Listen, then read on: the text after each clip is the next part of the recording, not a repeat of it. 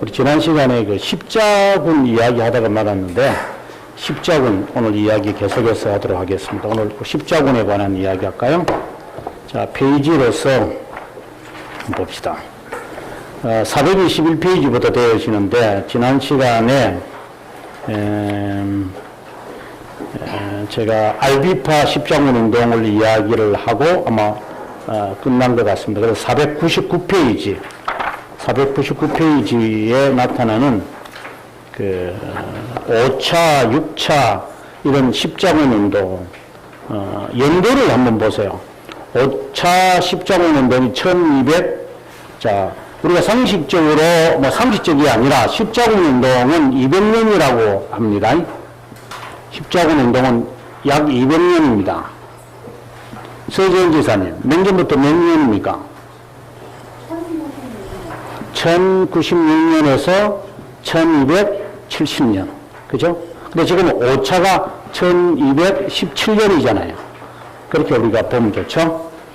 제가 이야기 말씀드렸다시피 5차부터는 이분들의 대군들이 어디로 향한다 그랬어요? 기억나세요? 콘스탄티노폴리스로 가는 것이 아니라 어디로? 이집트로 간다. 예, 이집트로 간다. 기억해야 됩니다. 그래서 지금 이집트로 향하여 가는 모습들을 우리가 이제 보게 될 것입니다. 밑에 두 번째 그림을 보시면 499페이지 보면 다미에타 전투, 이게 다미에타 전투라는 게 바로 이집트 전투를 말합니다. 그래서 북아프리카에서 일어난 전투의 이야기입니다. 어떻게 시작되어졌느냐는 그렇게 중요한 것은 아닌 것 같아요. 500페이지에 가보시게 되면 다미에타 전투 2를 보시면은 이래 탑을 세우고 공정탑을 세워가지고 공격을 하고 이러는데요. 500페이지 한번 봅시다. 십자군들의 주요 목적지는 이집트의 다미에타다. 카이로에 이르는 주요한 도로가 있는 나일강 유역이다. 최종 목적지는 물론 카이로다. 알렉산드리아는 이집트에서 큰 도시지만 도착하기가 쉽지 않은 지역이었다. 카이로는 술탄이 살고 있는 곳이기도 하였다. 다미에타는 강에서 겨우 3km밖에 되지 않는 지역에 있었다. 이 마을을 점령하는 데 십자군들은 거의 한 달이 걸렸다. 하지만 1218년 8월 17일에 비로소 함락하게 되어졌다. 그러자 이집트 장군 알 카밀은 군대를 이렇게 십자군들을 공격했고 역부족이었다. 십자군들 가운데 플랑드르라는 이때는 플랑드르지만 지금은 네덜란드 사람들이죠. 네덜란드 군인들이, 네덜란드가 사실상 중세 시대는 나라가 없었잖아요. 네덜란드라는 나라 자체가 없었어요. 네덜란드라는 이 나라가 완성이 되는 것은 우리가 네덜란드 독립전쟁을 하면서 비로소 이제 1568년부터 시작을 해서 1648년에 이르는 80년 전쟁을 통해서 국가가 이제 형성이 되지. 그전에는 이 사람들은 살지 못하는 그런 지역이기 때문에 그냥 이렇게 플랑드르 이렇게 하면 그게 네덜란드 지역 이렇게 보시면 됩니다. 플랑드르 군인들이 되돌아갔지만 9월에 교황의 사절인 펠라기우스, 저는 교사 공부하다 펠라기우스는 이 4세기 이단자가 왜 갑자기 주입이 제가 공부하면서 펠라기우스라는 이름은 상당히 유명한 이름입니다. 이단자는 기억하지 마시고 로마 교황도 펠라기우스가 있습니다. 그래서 펠라기우스가 이끄는 정인군이 이뤘다. 교회가 지도할 때만 십자군들이 완성할 수 있었다는 확신을 이노첸초 3세는 펠라기우스에게 심어주면서 파송을 했다. 1218년 10월 장군 알 카밀은 기독교 캠프를 무너뜨리려고 2차례 공격했다. 그는 나일강 서편에 있었고 십자군들은 동편에 진치고 있었다. 나일강을 건너 공격을 시도했으나 그때마다 십자군들에게 대피하였다. 장군 알 카밀은 이번엔 공격하기보다는 기독교인들이 침입하지 못하도록 하는 방어하는 것으로 전략을 바꿨다. 나일강에 자신들의 배를 함몰시켜 십자군들의 함대들이 접근하지 못하도록 했다. 다른 말로 한다면은 그 적벽 대적에 보면은 화공전이라는 게 있었잖아요. 기억나세요? 화공전. 그래서 자기 배에 불을 질러 가지고 상대방에게도 이제 불이 나도록 하는 이런 화공전처럼 여기 알카밀이 이제 하도 전투를 해도 안 되니까 이제는 어떻게 했냐면 자신들의 배들을 다 무너뜨려 가지고 그들이 접근해 오지 못하도록 했다. 자, 그 말을 지금 하는 것 같아요. 11월 십자군들은 나일강을 건너 진격할 수 없게 됐다. 십자군들의 계획은 강을 따라 배를 타고 들어가는 전략이었는데 무산되고 말았다. 함몰된 이집트 배들을 제거하는 작업이 성공되었지만 11월 말 태풍으로 인해 기독교 캠프 지역이 모두 파괴되고 말았다. 그러자 겨울이 닥쳐왔다. 그러면 더욱더 악조건이 될 수밖에 없다. 당연하지요. 이제 겨울이 되면 안 되거든요. 예. 그래서 알카밀의 십자군들에게 협정을 제안했고 추기경은 거절했다. 1919년 8월 탁발 수도사 아시스 프란체스코는 알카밀과 평화협정을 재개하려고 노력했다. 이때 보시면은 5차 십자군 운동 때 프란체스코, 아시시의 프란체스코가 거기에 동참을 해요. 네. 평화협정을 재개하려고 노력했지만 성공할 수 없었다. 이제 교황 권력과 세속 권력 간의 주도권 투쟁이 있게 되었다. 그리고 신성로마 제국 황제 프리드리히 2세가 정원군을 데리고 올 것이라고 하며 십자군들을 설득했으나 끝내 원군들은 오지 않았다. 이런 와중에 십자군들은 1221년 남부 카이로를 통해 진군했다. 가을에 이르는 동안 십자군은 많은 희생을 치러야만 했다. 그래서 운하를 건넜지만 홍수가 일어나서 더 이상 진격할 수 없었다. 설상가상으로 알카밀의 공격을 받아 십자군들의 손실은 말로 닿을 수 없었다. 결국 십자군들은 다미에타를 알카밀에게 돌려주는 조건으로 8년간의 평화협정을 맺고 회군할 수밖에 없었다. 이것이 5차 십자군 운동이다. 그래서 이제 실패하지요. 제가 처음에 십자군 운동을 이야기했지만 1차가 1096년에서 1099년에 있는 1차거든요. 1차만 성공하고 나머지는 성공을 못해요. 네. 성공을 못할 수밖에 없는 게 1차를 하게 될 때에 십자군들의 그 완전 무장한 그런 군대가 온다는 것은 이 사람들이 상상을 못했죠. 왜냐면은 이 사람들은 그 서양 사람들을 만나본 적이 없으니까. 그래서 무방비 상태에 있었기 때문에 전투를 해봐도 이 사람들이 다 질 수밖에 없었으니까. 근데 이제 사람들이 그렇게 생각 안 하거든요. 저놈들은 아무것도 아니구나. 이렇게 생각을 해서 십자군들은 아라비아 사람들이나 사라센 사람들을 굉장히 우습게 보죠. 근데 이 사람들이 이렇게 한번 뭉쳐져서 움직이기 시작한다는 사실을 깨닫지 못했죠. 그래서 이제 2차에 와서 성전이 일어나는 거죠. 성전. 네. 1147년부터 이제 일어나는데, 아무렇지도 않았지만 성전이 일어나면서 이 사라센 제국의 사람들이 이제 뭉치기 시작해요. 뭉치리라고 생각을 안 했던 거죠. 이제 비로소 이것을 우리가 그 사람들은 지하드라 그러잖아요. 지하드가 이제 2차에 되어지거든요. 그 다음에 이제 3차에 가서 1180년대에 와서 이제 3차가 일어나게 되어지는데 3차에 되면 우리가 잘 알고 있는 그 사라센 제국에서 가장 그 대표적으로 우리가 이야기한 보통 술탄이 지도자인데 술탄 말고 이제 누구지? 그 이건 또 까먹었다. 예? 살라딘. 이 사람들 발음이 전부 다 살살로 하니까. 살라딘이 이제, 살라딘이 등장을 하죠. 그래서 살라딘에게 와서 비로소 이 흩어져 있던 이 사람도 다 부족 국가였으니까 이게 하나로 딱 되어지는 거죠. 그래서 결국은 십자군들이 살라딘에게 이 민족들을 모을 수 있는 계기가 되어졌고, 이때 이제 살라딘과 함께 전투를 했던 친구가 누구냐면 영국의 그 유명한 리처드 1세. 이 사람은 정말 싸움을 잘하는 사람이에요. 이 사람이 이제 콘스탄티노플에서부터 이제 예루살렘에 오게 될 때에 지중해를 따라서 내려오는 거죠. 그러면 한쪽은 공격을 안 받잖아요. 한쪽만 공격받거든요. 굉장히 무리가 좋은 것 같아요. 그래서 이제 이 리차드 1세가 군인들을 데리고 한 3만 명밖에 안 되는 군인들을 데리고 이제 해안선을 따라서 내려오는 줄이야는 살라딘이 전혀 예상을 못한 거죠. 그리고 이제 화살을 먼저 쏘잖아요. 보통 옛날에는 화살 먼저 쏘면 리차드 1세는 모든 군인들에게 방패를 이용해서 다 맞게 만들고.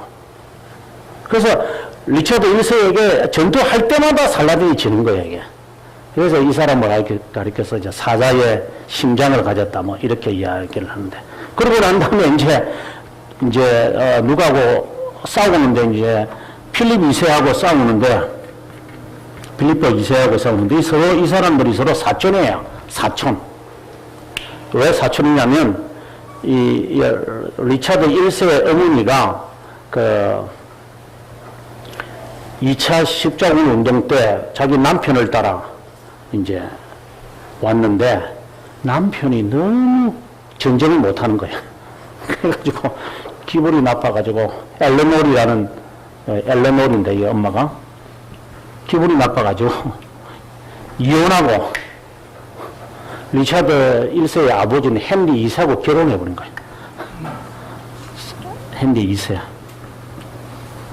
그러니까 요 사이에서 나온 사람이 리차드 1세고 필리포 2세는 졸지에 엄마가 사라지는 거예요. 그러니까 결국은 엘레노르와의 관계에서 나온 사람이지만 필리포 2세는 엘레노르와 그 샤를 7세의 사이에서 또 나눠버리고 그러니까 이 두 사람은 어떻게 되느냐면 형제예요. 형제 어떻게 보면 그죠? 어붓 형제인 거예요 이게. 그러니까 서로가 이게 싸움이 아주 대단한 거죠. 서로 싸움.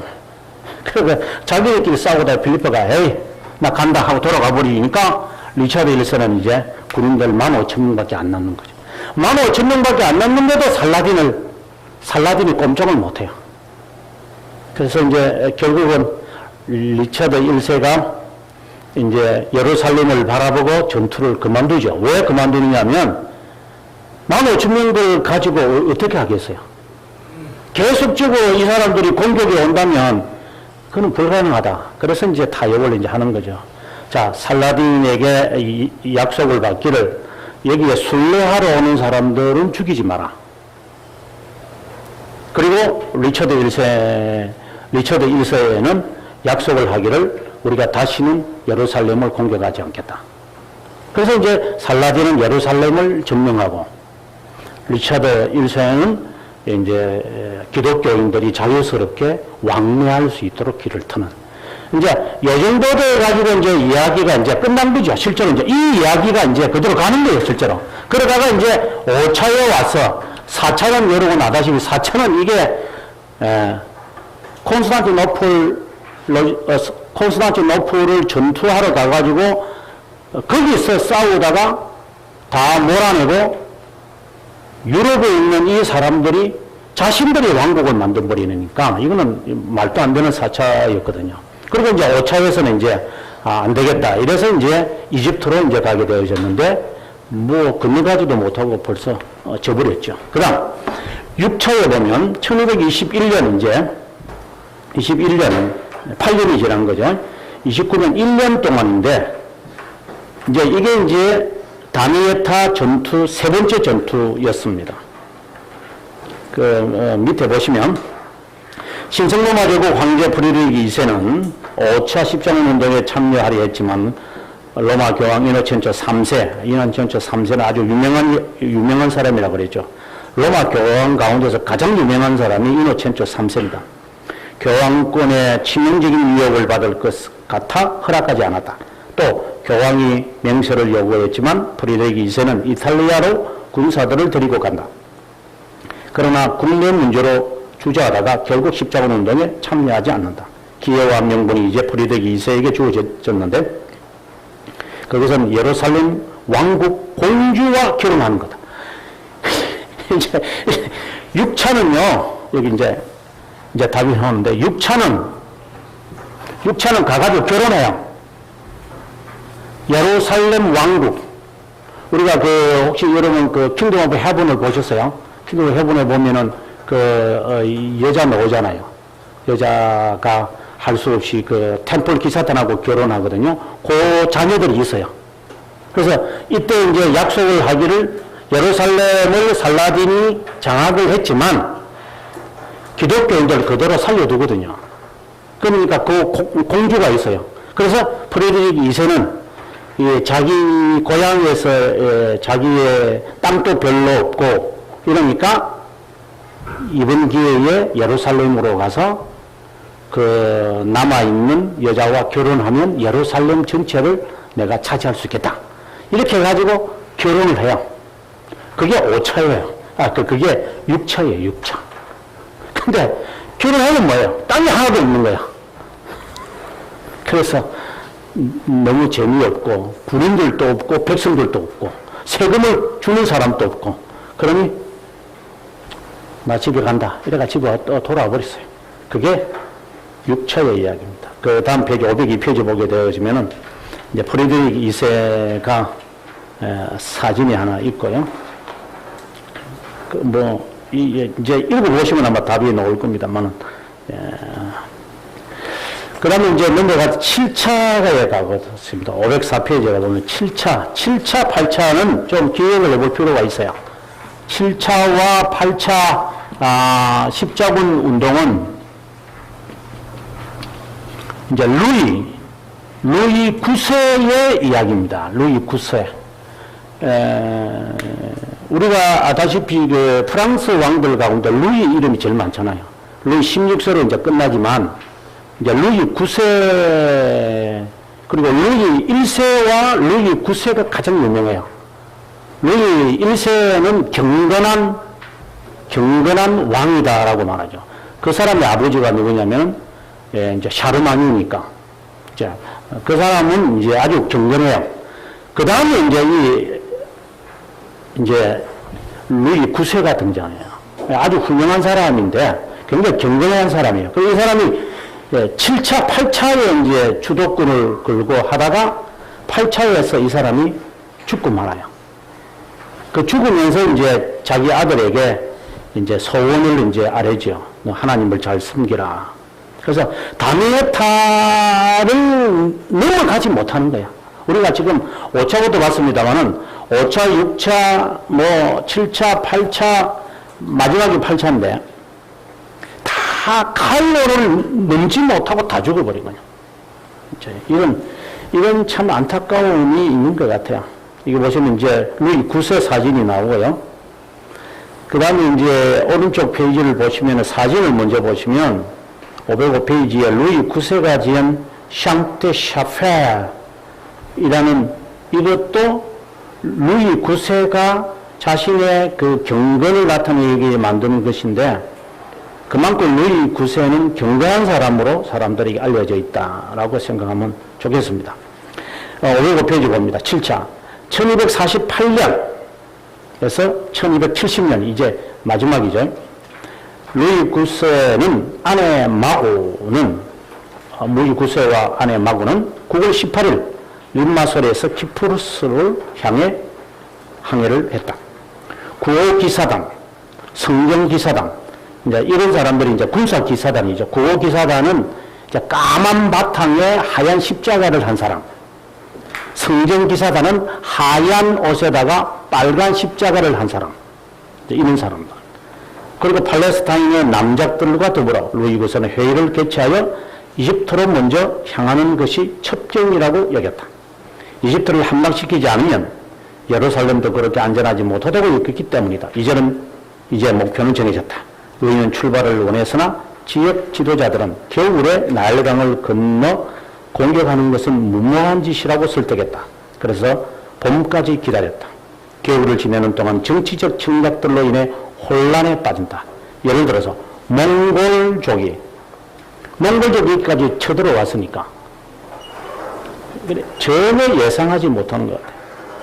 그래서 동맹을 맺기를 원한다든지 콘스탄티노폴리스가 니케아 황제와 투쟁하는 데 도움을 청한다든지 안디오키아가 도움을 청한다든지 성전 기사단들이 알레포와의 협정을 맺는다든지 등등 이런 정치적 그 알력으로 인하여 혼란스러웠다. 하지만 루이 우서는 그 어떤 것에도 타협하지 않고 십자군에만 목표를 두고 그것에 몰두했다. 단 하나의 예외는 안티오키아로 600명의 군수를 보내는 것이었다. 506페이지. 기다리던 봄이 되자 정은군이 도착했다. 루이 우서는 키프루스에서 보급품을 수개월분을 준비하지 않고 수주분만 준비한다. 아마 단기간에 공격을 마치려는 계획을 세웠던 모양이다. 함대를 모아 출발하려 했지만 태풍으로 어려움을 겪었다. 우리가 뭐 사도행전에 보면은 사도 바울이 잡혀갈 때도 유라굴로라고 하는 태풍이 불었잖아요. 이 제주도에는 가끔 태풍이 부는데 전혀 예상하지 못한 거죠. 함대를 모아 출발해야 됐지만 태풍으로 어려움을 겪었다. 그래서 1249년 5월이 되었어야 군사들을 데리고 출발을 했다. 예루살렘으로 향하지 않고 이집트로 향했다면 5차 십자군 운동 때 공격했던 다미에타 전투의 실패가 떠오릅니다. 그렇습니다. 이집트의 문은 다미에타였다. 이집트를 향하여 일부만을 데리고 최대한 빠르게 움직였다. 6월 4일 이집트 해안에 도착하자 이집트인들은 루이가 오는 것을 이미 알고 대대적인 반격을 취한다. 나머지 군인들이 올 때까지 기다릴 것을 부하들이 권함에도 불구하고 왕은 거절하고 다음날 아침 직접 군대를 이끌고 공격했다. 치열한 전투가 해안에서 벌어졌다. 방어하기에 역부족임을 느낀 이집트인들은 후회하는 듯 하면서 물러갔다. 루이는 그것도 모르고 49년 6월 6일 다메트를 향하여 행군했다. 이게 이제 함정이었죠. 이제 나일강이 이제 범람하는 줄은 상상도 못했죠. 그래서 이제 진격을 하는데 이제 나일강의 범람을 쫙 하니까 이제 뭐 전투하지도 못하고 그 안에서 갇혀가지고 꼼짝을 못하고 결국 지고 맙니다. 그 다음에 계속 이게 이제 만수라 이야기가 나오는데 그냥 나중에 제가 다 아니더라도 여러분이 읽으시면 아마 답이 나올 겁니다. 그 다음 페이지 넘어가서 508페이지에 가서 마침내 루이가 1270년에 이제 죽게 됩니다. 7차에서 이제 끝나고 프랑스로 돌아오자마자 또다시 갑니다. 그래 가서 결국은 이제 전투에서 죽게 되죠. 그 죽으면서 아들에게 보낸 편지가 많은 사람들에게 감동을 주는 것입니다. 이게 보면 나의 사랑하는 아들아, 너에게 주고 싶은 첫 번째 교훈은 너의 하나님 우리 주님을 온 마음과 힘을 다하여 사랑하라. 이것이 없이는 우리는 결코 구원을 받을 수 없을 것이다. 근데 이런 내용을 읽으면 참 좋은데 어떻게 저렇게 어리석은 행동을 할까? 이제 이런 데서 저는 퀘션이 붙게 되는 것이죠. 신앙은 좋은데 이런 어리석음이 결국은 뭡니까? 결국은 내가 가지고 있는 이 신앙이 결국은 맹신이 되어버리는 거죠. 그러니까 내가 가지고 있는 이 순수한 이 신앙이 당시의 중세시대의 교황들이 내 열심을 사용을 해서 결국은 나를 멸망시키는 거죠. 여기 글을 읽어보시면 정말 경건해요. 이 경건함 그것이 이 자체가 잘못되었다는 것을 사람들은 못 깨닫죠. 열심을 갖고 교회는 생활하죠. 생활을 열심히 하는데 이게 헛된 열심이라는 사실을 모른다는 거죠. 저는 그게 안타깝다고 저는 생각이 듭니다. 물론 이제 구원의 문제에 들어가서는 할 말은 없죠. 그는 우리가 알 수가 없는 것이지만 너무 안타깝다는 생각이. 이 사람이 이렇게 십자군 운동에 자기의 정열과 자기의 신앙을 다 표현만 한다면 그 국가에 있는 그 국민들을 위해서 얼마나 더 봉사할 수 있을까? 이걸 하기 위해서 국민들의 세금을 얼마나 거둬야 될까요? 그리고 이 사람이 이제 아들이 나중에 필리포 4세가 돼요. 필리포 4세가 이제 되는데, 이 사람의 아들의 아들이죠. 이제 필리포 4세예요. 필리포 4세가 이제 교황을 당시에 보니파스 8세인데 보니파스 8세를 데리고 아비뇽으로 이제 데리고 갈 정도로. 그래서 자기가 지금까지 이야기를 듣고 자기 할아버지가 해왔던 이 모든 것들을 다 보고 난 다음에 딱 느끼는 게 이것은 아니다 해서 이제 중세 시대를 종결 짓는 이제 왕이 되죠. 필리포 4세가. 결국은 참 안타깝다는 생각을 가져봅니다. 아무튼 루이 9세는 안타깝게 죽었다라고 생각이 듭니다. 여기 보시면 조금 이제 방금 제가 읽었던 그 내용에서 조금 한 7절 올라가시면 그의 동생 샤르는 루이 9세의 아들 필립 3세를 새로운 프랑스 왕으로 공포합니다. 계속되는 역병으로 인하여 투니스 정복은 어려워졌습니다. 이리하여 루이 9세가 일으킨 십자군 운동은 70년 8월 20일 그의 죽음과 함께 끝나고 우리가 공부하고자 하는 십자군 운동도 끝납니다. 물론 앞으로 다른 목적을 가지고 십자군 운동이 일어나지만 아빌파 십자군 운동처럼 목적이 정치적이고 예루살렘 회복이라는 목표가 아니기 때문에 여기서 십자군 운동의 역사는 끝냅니다. 자기 아들 필립 3세에게 주고 이제 자기는 이제 열병에 걸렸었죠. 여기 보시면 장염이라고 그랬죠. 장염에 걸려서 결국은 죽죠. 십자군 운동의 결과 여기 보시면 저는 정말 뭘 얻어야 할 게 없는 것 같아요. 그러나 우리가 기억해야 되는 것이 있다면 509페이지에 보면 밑에서 셋째 줄에 상업혁명이 일어났다. 산업혁명이 아니라 상업혁명. 동양과 서양의 교류를 일으켰다. 라고 하는 것이고요. 그 다음에 넘어가서 510페이지에 두 번째, 민족주의를 형성시켰다. 그 전까지는 황제가 유럽 전체를 다스리잖아요.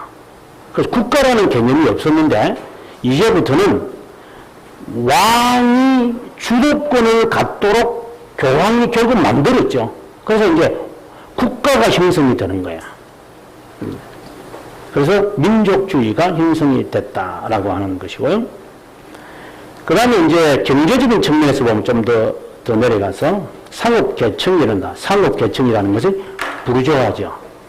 그래서 이제 이 시대에 이제 부르주아가 등장을 해서 부르주아 계층들이 이제 돈을 통하여 새로운 계층, 그러니까 상류 계층의 귀족과 평민과 노예가 있는 그 사회에 새로운 이제 부르주아가 형성이 되어지고 나중에 이 부르주아들이 결국은 중세 말기에 되어지면 공화국들을 만들어가죠.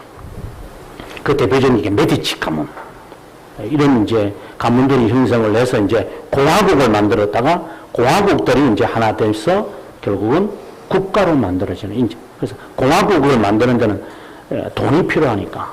이제 이 사람들이 돈을 대주니까. 그래서 귀족에게 돈을 주고 귀족은 나에게 권력을 주고 귀족은 국가를 만들고 이제 이런 이제 정경유착이 아주 본격적으로 이제 있게 된다라고 하는 겁니다.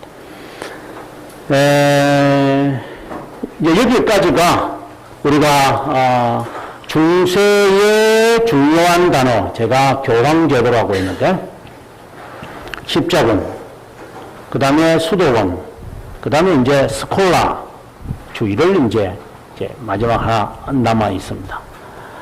십자군 운동도 1270년으로 끝나고 말고 수도원 운동도 우리가 지금 이미 지난 학기에 배웠습니다만은 수도원 운동도 결국 군사 수도회가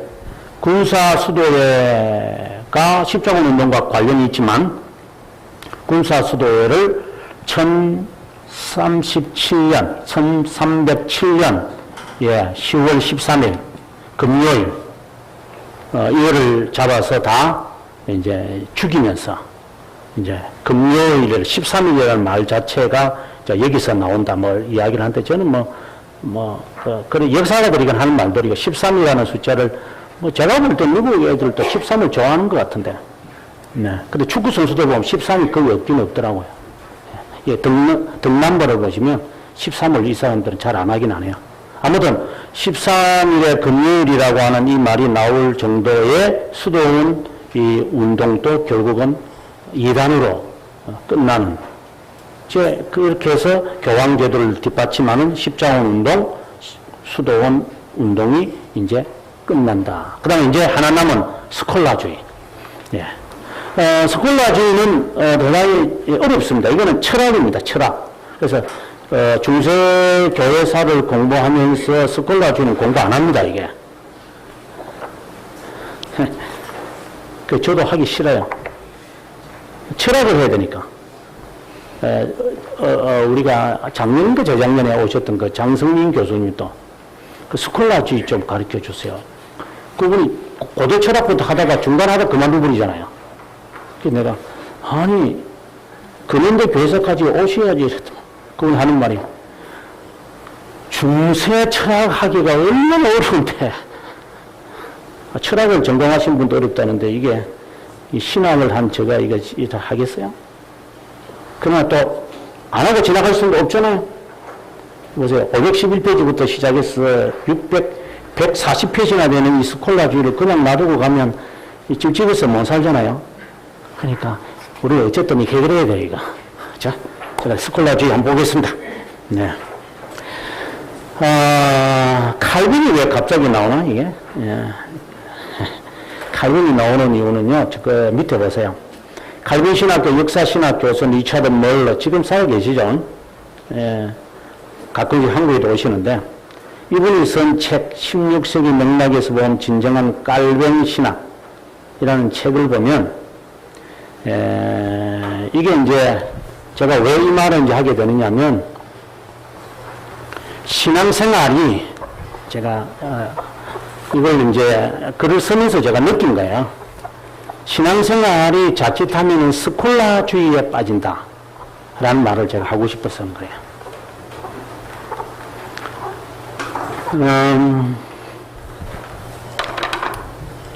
우리가 그 루터를 먼저 생각해 봐요. 봅시다. 이거 들어가기 전에 루터가 95개 항목을 내걸기 전에 97개를 먼저 합니다. 이 사람이 97개를 먼저 해요. 이걸 우리가 10월 달에 붙였다고 하고, 이 사람이 이것을 이제 7월 달에 이 친구가 먼저 붙여요. 근데 이 붙일 때 95개하고 97개하고는 좀 내용이 달라요. 두 개를 뺐다는 게 아니라 내용을 수정을 해요. 수정. 이때 97개를 붙일 때 루터가 무엇을 공격하느냐면 스콜라주의를 공격해요. 그래서 루터가 당시에 로마 카톨릭에서 젖혀 있었던 이 스콜라주의에 대해서 이분이 먼저 아주 싫어해요. 면죄부 판매는 일단은 같이 따라오는 것이었고, 면죄부 판매가 사실상 직접적인 것은 아니었어요. 먼저 시작할 때는 이 사람이 스콜라주의를 공격해요. 그래서 우리가 스콜라주의를 공부하게 될 때 지금 루터가 당시의 스콜라주의를 어떻게 보았느냐라고 하는 이 관점으로 접근해 가야 돼요. 그 다음 또 하나, 우리가 개혁신앙이 이제 지금 이제 리차드 밀러가 이제 했던 이야기처럼 17세기를 지나면서 이 개혁신앙이요 스콜라주의로 빠져요. 이 말을 제가 하고 싶은 거예요. 그러면 스콜라주의로 빠져갔다. 그래서 결국은 이 시대를 뭐라고 하느냐면 사람들은 정통시대라고 그래요. 정통시대. 그래서 우리가 스콜라주의라고 하는 개념을 딱 파악할 때 여러분, 안정되어 있는 로마 당시의 그 중세시대잖아요. 모든 사람들이 다 교회 가잖아요. 이렇게 했을 때 기독교는 어떤 모습으로 천년을 유지할까? 그들의 신앙의 상태를 보려면 스콜라주의를 봐야 돼요. 그래서 우리가 스콜라주의에 대하여 루터가 공격하고, 그리고 개혁신앙인도 시간이 지나면 스콜라주의로 빠져요. 그래서 이게 참 위험한 거니까 우리가 좀 조심스럽게 이게 굉장히 위험한 거구나 이거. 예. 그리고 로만 카톨릭이 이 스콜라주의를 끝까지 붙잡고자 하는 이유도 있었다. 예, 그것을 우리가 여기서 발견해야 돼요. 자, 그럼 우리가 들어가기 전에 먼저 이제 서론격으로 한번 찾아본다면 스콜라주의라고 한다는 뭐 어원이나 나중에서 우리 책 보면서 알겠지만 스콜라주의로 빠졌다. 루터가 스콜라주의를 공격했다. 라고 하는 이 의미가 뭐냐면 스콜라주의라고 하는 것은 교부들의 신학, 교부들의 교훈을 무엇으로 이것을 이해하려고 하는 것이냐. 이게 스콜라주의의 핵심입니다. 그래서 자, 초대교회의 교부들이 세워놓았던, 어거스틴까지 세워놓았던 이 신학을 우리가 어떻게 이해할 거냐 했을 때 이 도구를 무엇으로 삼겠느냐는 거죠. 이게 바로 아리스토텔레스의 철학을 가지고 이제 교부들의 신학을 이제 범주로 만들어서 하나하나 집어넣기 시작해요. 무슨 말이냐면 인간 이해를 시키기 위해서 세상 철학을 신학에 집어넣어 버린 거죠. 그래서 사람들이 이해하기는 좋죠. 그럼 이해는 된다. 이해는 되는데 문제가 뭐냐? 진리는 철학 범주 안에 들어갈 수가 없어요. 우리가 지금 교육부 강론을 배우지만요. 전혀 다른 길이에요. 그런데 이 작업을 해요, 사람들은요.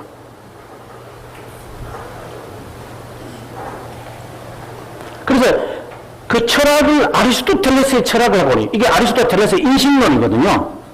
인식론 철학을 갖고 와서 이제부터 신학에 있는 내용들을 하나하나 아리스토텔레스가 인식론에서 분류해 놓았던 종의 분류, 그리고 횡의 분류, 이런 분류를 하나하나 갖고 이제부터 하나하나 가지를 쳐서 그 안에 이제 신학의 요소들을 하나하나 집어넣기 시작하는 거예요. 그러면 굉장히 깔끔해요. 깔끔하지만 이거는 스콜라주의가 되는 거예요. 그 말은 생명력이 없어진다는 거예요, 이게. 라이프가 없어져요. 그래서 개혁신앙의 가장 위험한 게 이게 사변 철학이 될 수 있는 거예요. 그래서 제가 이것이 개혁신앙이다라는 책을 써야 했던 이유 가운데 하나 그거예요. 우리가 개혁신앙을 하는 사람들 가만히 한번 보세요. 여러분은 지금 교회에서도 배우지만 굉장히 사변적이에요. 개혁신앙인들이요. 우리가 본래 냉랭하잖아요. 냉랭하다 보니까 이 머리만 돌리는 거예요, 머리만. 예를 들어서 우리가 뭐 쉽게 말해서 우리가 노방전도를 합니까? 기도를 해도 전부 다 속속속속속 이게 잠을 자는 건지 기도를 하는 건지도 모르겠고 기도도 뜨겁지 않지. 찬송도 작게 부르지. 또 어떤 교회는 가보면 또 시편만 부르니까 알아듣지도 못하는 의미를 갖고 또 하지. 이러니까 찬송도 기도도 그리고 예배도 뭔가 느낌이 없잖아요. 이게 전부 이제 사변적으로 빠지는 거예요. 사변적으로. 계속 생각하는 데만 막 몰두하게 돼버렸죠. 이러는 현상이 개혁신앙이 있어요, 이게요. 참, 개혁신앙이 있다고, 이게. 그래서 이 신앙에 딱 들어가면, 답을 찾는 게 좋죠. 이 철학을 바탕으로 했기 때문에, 이해는데요. 명쾌하고, 선명하고, 분명하고, 착착착 되는데, 이게 이제 삶이 연결을 한다. 그러니까, 지성에는 만족이 있는데, 하트에는 없는 거예요. 이건 칼빈의 신학하고는 달라요. 칼빈은 경건의 신학자잖아요. 심정을 요구하는 사람이고, 칼빈의 후예들부터 시작하는 사람들이 이게 이제 사변 철학으로 빠지기 시작하는 거예요.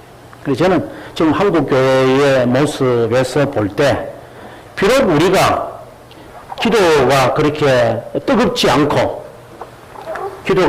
않고, 전도를 우리가 노방전도 하지 않고, 예를 들어서, 노방전도 하지 않고 찬송도 뜨겁게 부르지 않고 고리타분한 그 시편 찬송을 한다 하더라도 이 가슴이 차가워지지 않도록 하기 위해서는 어떻게 해야 되는가? 이 숙제를 갖고 있어야 돼요.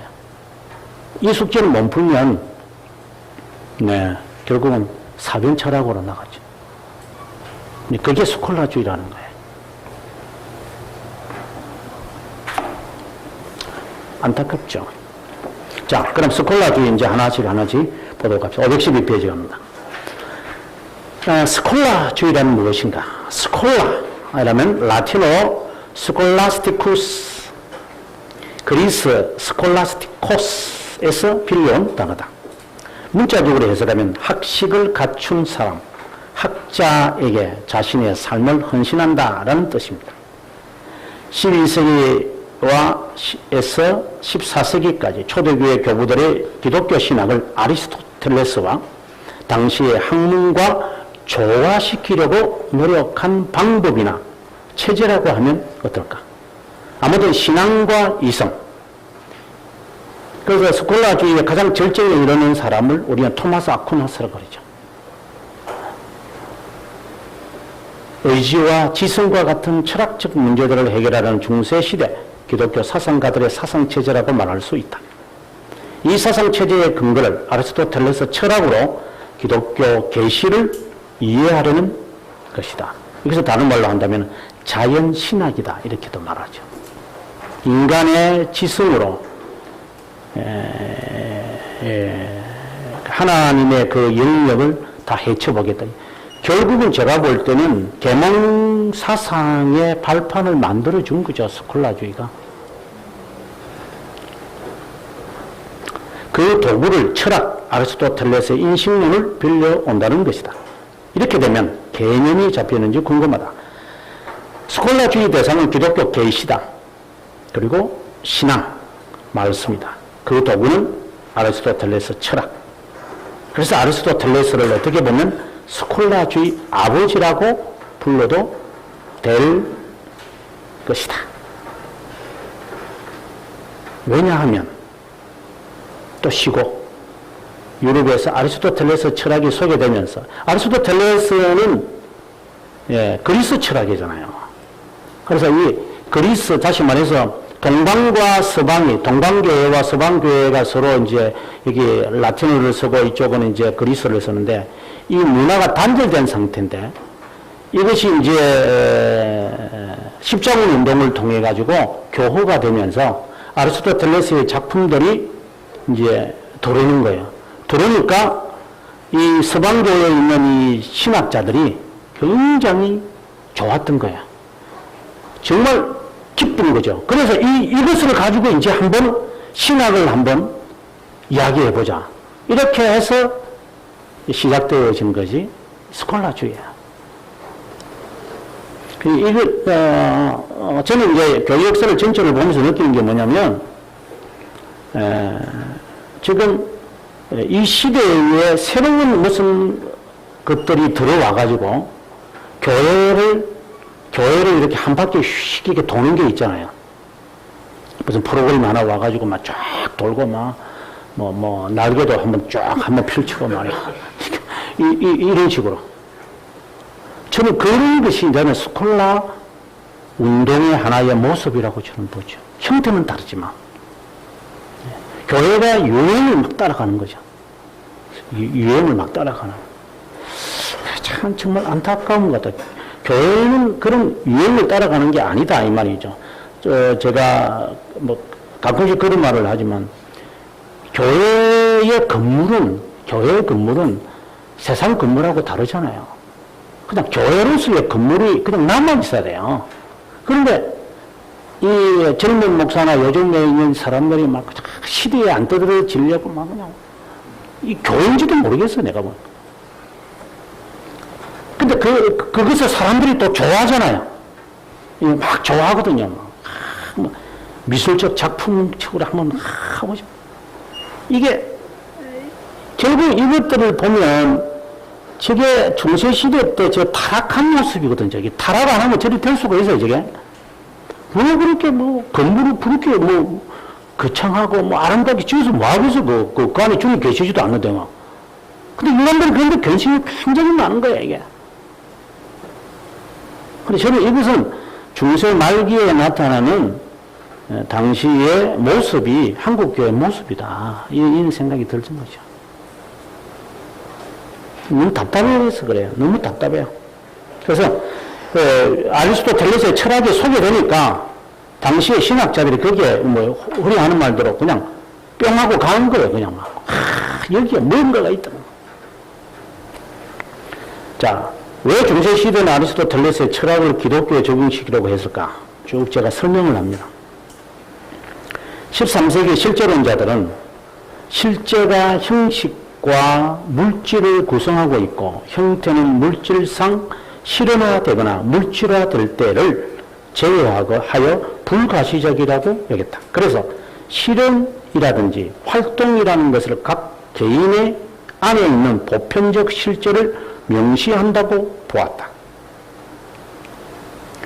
이 지금 아리스토텔레스의 철학을 여러분들이 물론 아시겠지만 간략하게 정리를 한다면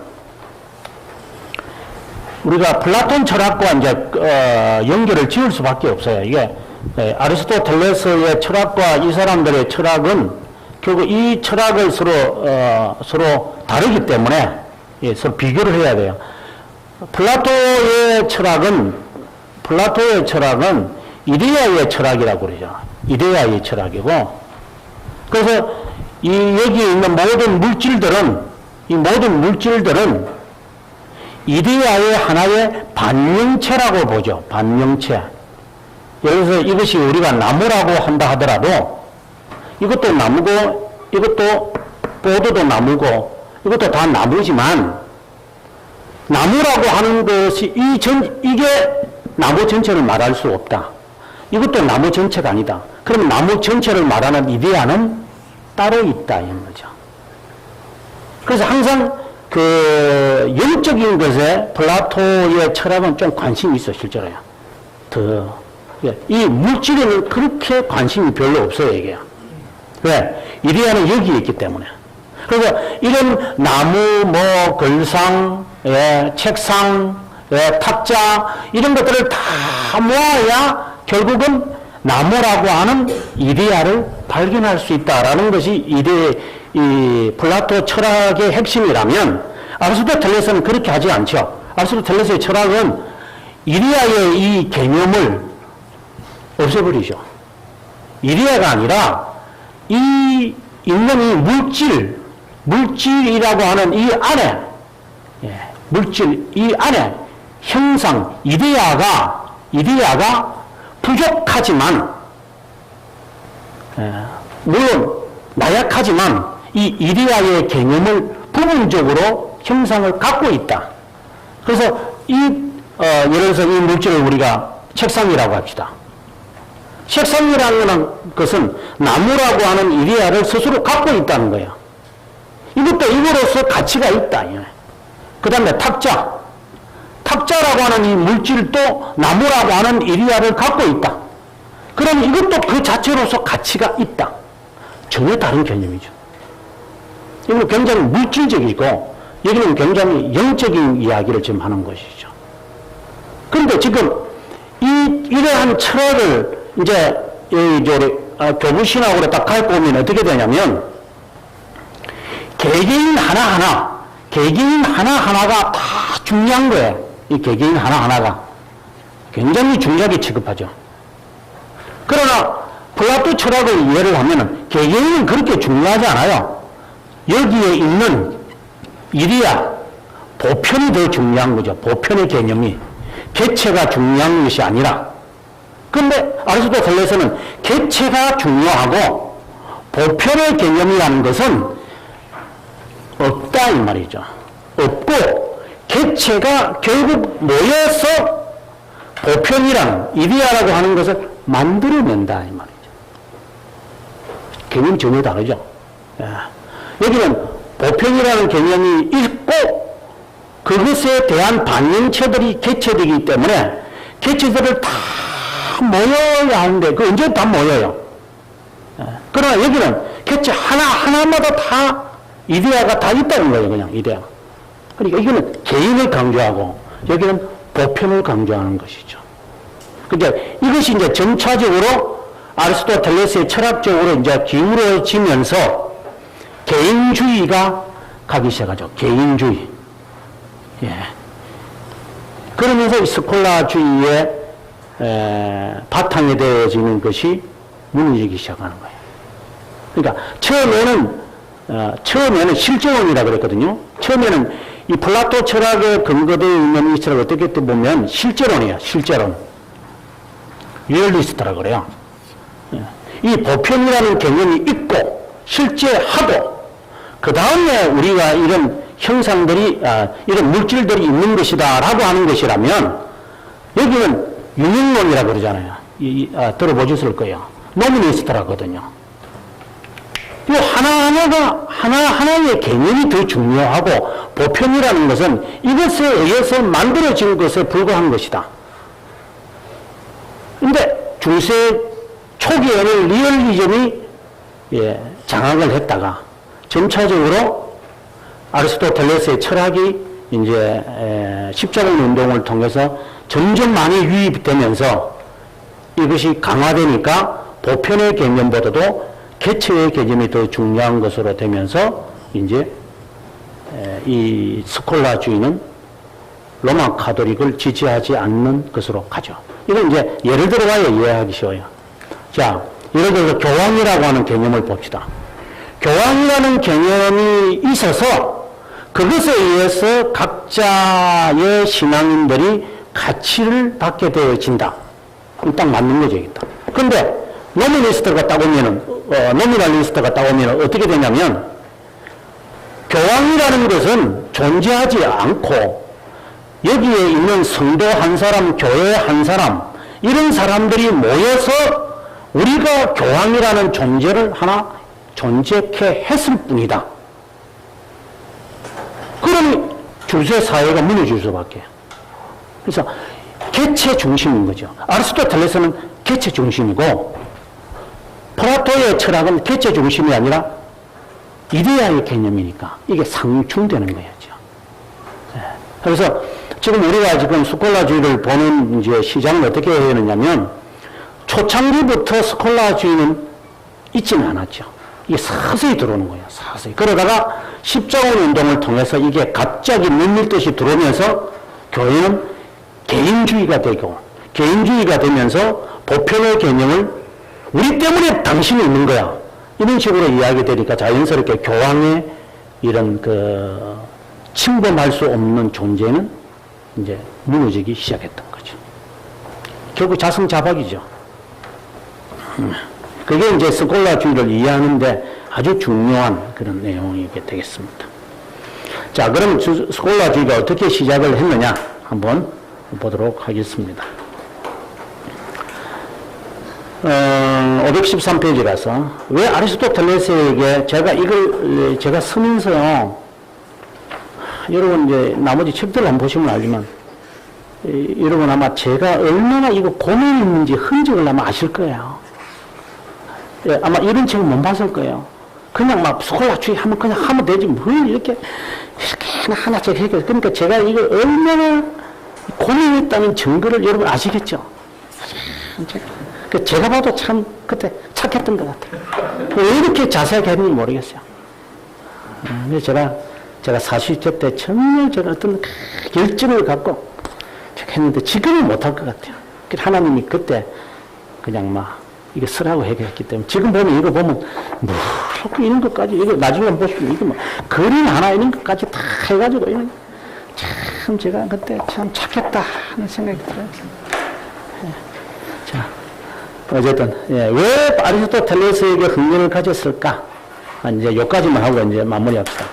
교육계 학자들은 무의식적으로 플라톤주의와 아우구스티누스의 견해를 고수했다. 아우구스티누스가 신플라톤주의의 영향을 받았기 때문에 우리가 그럴 수밖에 없었죠. 그러다 보니 아리스토텔레스 사상이 흠뻑 젖어드는 것은 그렇게 어렵지 않았다.